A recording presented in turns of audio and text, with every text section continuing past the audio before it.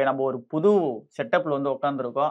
அது என்ன செட்டப்பு, என்ன ஏதுன்னு நெறைய டவுட்ஸ் இருக்கும். எதுக்கு இந்த சேனல்ல வந்து பேசுறாங்க அப்படின்றதும் உங்களுக்கு டவுட் இருக்கும். சரி ஓகே நம்ம டைரக்ட்டா கன்டென்ட் உள்ள போயிடலாம். இங்க என்னன்னா, எல்லாருமே வந்து பார்த்தீங்கன்னா, காலேஜ தாண்டி வந்திருப்போம். இல்ல காலேஜ் படிக்கிறதுக்காக இப்போ நம்ம போறதுக்காக வெயிட்டிங்ல இருப்போம். அதாவது ஸ்கூல் வந்து பார்த்தீங்கன்னா முடிச்சுட்டு. இத தாண்டி இந்த 2025ல வந்து பார்த்தோன்னா, கேம்பஸ் இன்டர்வியூலாம் நெறைய பேருக்கு நடக்கும். ஸோ இந்த 2025 ஜனவரி ஸ்டார்ட்டிங்ல தான் வந்து பார்த்தோம்னா, 8த் செம் வந்து இன்ஜினியரிங்லாம் கேம்பஸ் இன்டர்வியூ நடக்கும். ஆர்ட்ஸுக்கும் வந்து பார்த்தீங்கன்னா, இந்த 6த் செம்ன்னு சொல்லுவாங்க. அதுல வந்து நடக்கும். சரி ஓகே இந்த காலேஜ் தான் வந்து பார்த்தோன்னா, இந்த சீரிஸ்ல கன்டின்யூ ஆக போகுது. ஸோ இப்போ ஃபர்ஸ்ட்டு இந்த காலேஜ் செலக்ஷனே வந்து பார்த்தோம்னா, பசங்க நெறைய பேர் தப்பா பண்ணிர்றாங்க. இல்ல அந்த காலேஜ சுத்தி வந்து பார்த்தீங்கன்னா, நெறைய டவுட்டும் போயிட்டே இருக்கு. என்ன பண்ணலாம் இந்த காலேஜ்ல? எந்த காலேஜ் போய் படிக்கலாம்? என்ன படிக்கணுமே தெரியாம, மார்க் என்னமே எடுத்துக்கிட்டோம். அதுக்கு என்ன கோர்ஸ் படிக்குதோ அதில போய் சேர்ந்துர்றாங்க. அது ஒண்ணு. அது ஒரு மெயின் ரீசன். அதில ஃபியூச்சர் இருக்கா? இல்லையான்னு கூட பார்க்கறதில்ல. ஸோ இது எல்லாமே வந்து பார்த்தோம்னா, நம்ம தப்பு சொல்றதுக்கு ஒண்ணும் இல்ல. ம். நமக்கு முன்னாடி இந்த ஃபர்ஸ்ட் கிராஜுவேஷனா வந்து பார்த்தோன்னா, இப்ப காலேஜ் படிக்க போறவங்களுக்கு கண்டிப்பா சொல்றதுக்கு ஆள் இருக்க மாட்டாங்க. ரிலேஷன்ஸ் நெறைய விஷயம் சொல்லுவாங்க. உங்க வீட்ல அத நம்ப மாட்டாங்க. உன்னோட டிசிஷன் எடுன்னுவாங்க. உங்க வீட்ல ரிலேஷன் சொல்றத கேட்டு சொல்லுவாங்க. உங்களுக்கு அந்த டிசிஷன் எடுக்கிற கெப்பாசிட்டி வந்து பார்த்தீங்கன்னா, 12ல இருக்காது.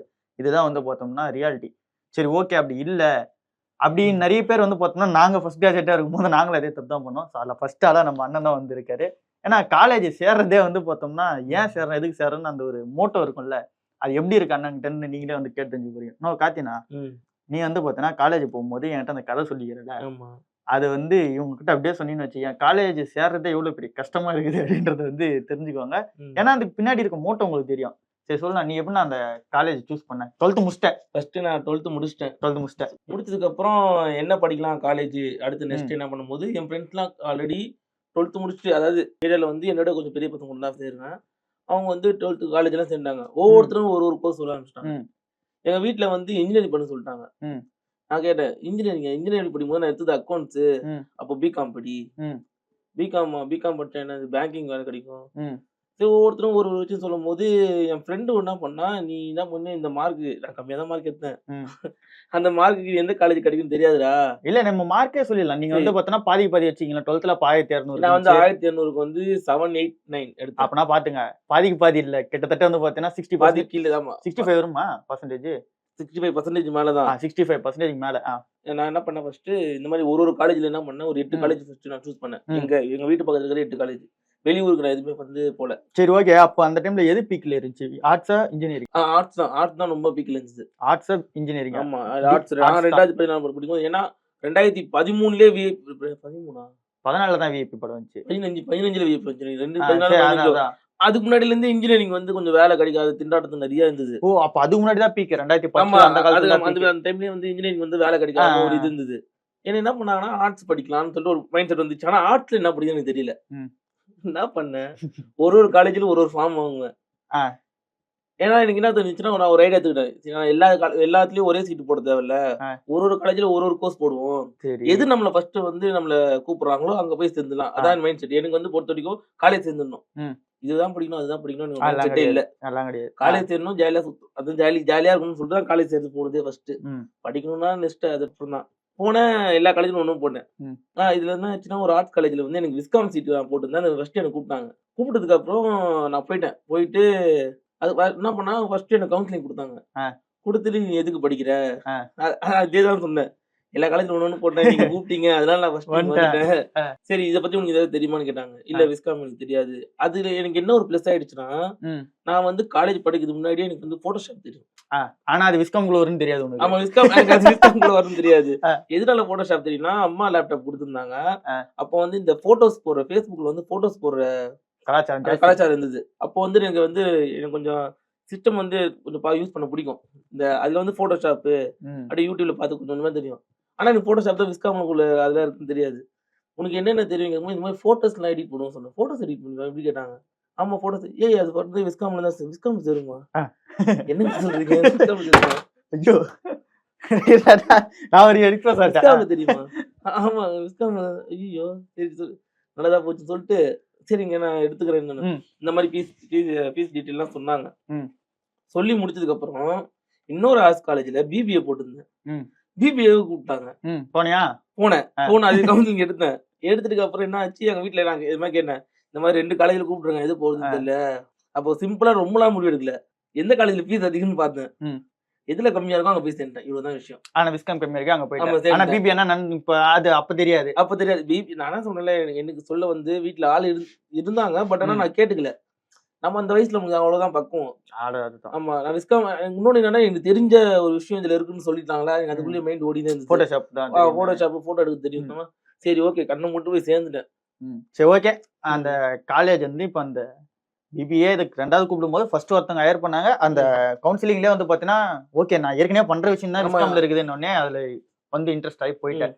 ஆனா அப்போ உனக்கு தெரியுமா, இந்த ஃபர்ஸ்ட் இயர்ல நான் சேரும்போது நான் வந்து இப்போ அவர் வந்து பார்த்தோம்னா நம்ம ஆஃபீஸோட ஃபோட்டோ எடிட்டிங், தம்ப்நெயில் நீங்க பார்க்குற எல்லாத்துலயுமே வந்து பார்த்தீங்கன்னா அண்ணனோட ரோல் பெரிய ரோல் ப்ளே பண்ணோம்.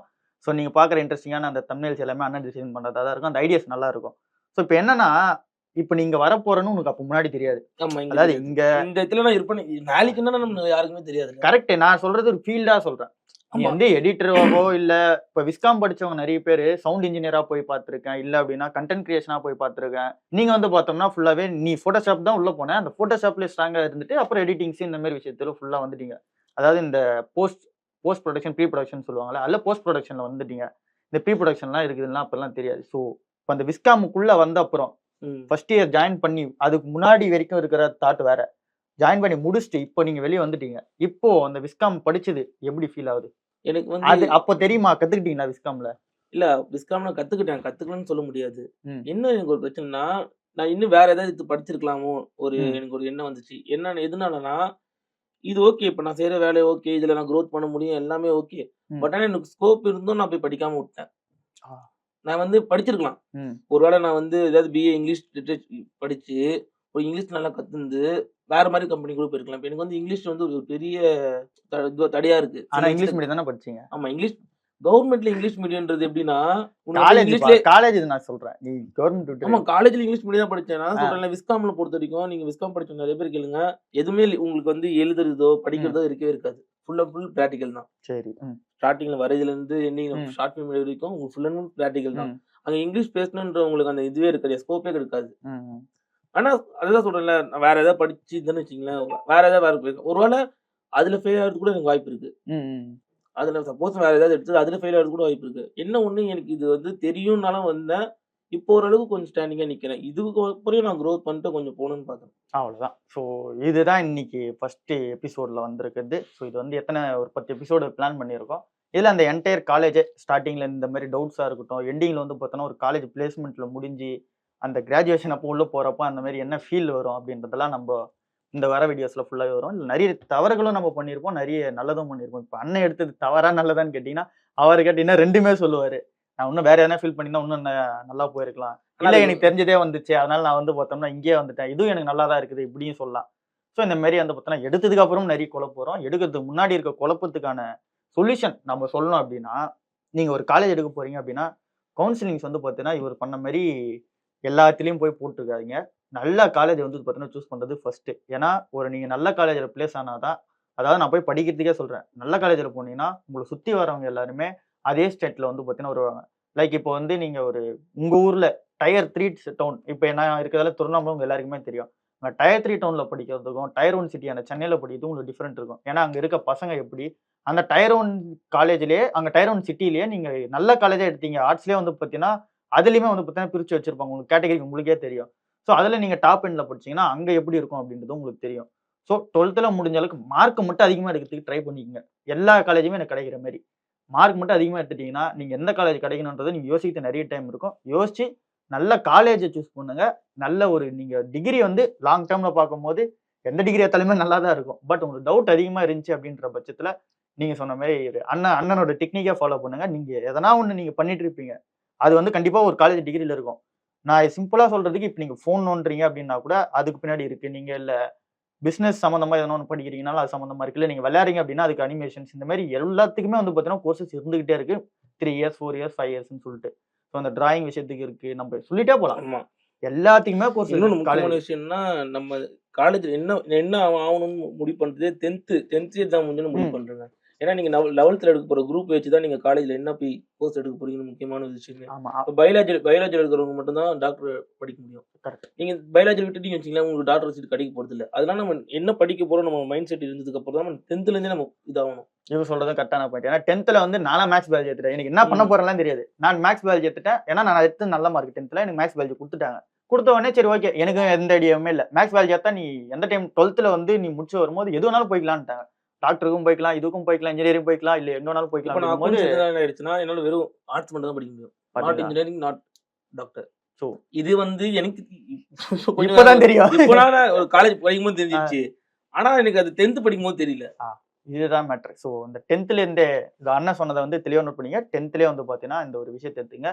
ஸோ இந்த வீடியோ எதுக்குன்னா, கண்டிப்பா இந்த வீடியோ பார்க்குற எல்லாருமே வந்து பார்த்தீங்கன்னா, ஒரு வேலையில வந்து பார்த்தீங்கன்னா இருப்பீங்க. ஏன்னா இங்க இருக்கிற பிளாட்ஃபார்ம் அப்படி, நாங்க இருக்கிறது. ஸோ எல்லாருமே ஒரு வேலையில தான் இருப்பீங்க. உங்க பசங்களுக்கு நீங்க சொல்லி தர டைம் வந்து ஒதுக்குவீங்க. இங்க பார்த்தியா, இந்த மாரி காலேஜ் நீ தப்பா எடுத்தனா என்ன மாரி போய் முடியலாம், கரெக்ட்டா எடுத்தனா எப்படி போய் முடியலாம் அப்படின்றதெல்லாம் உங்க பசங்களுக்கு வந்து சொல்லணும்னு நினைப்பீங்க. ஸோ அதுக்கான ஒரு சீரிஸா தான் இந்த சீரிஸ் இருக்கட்டும்ன்றத பிளானா பண்ணோம்.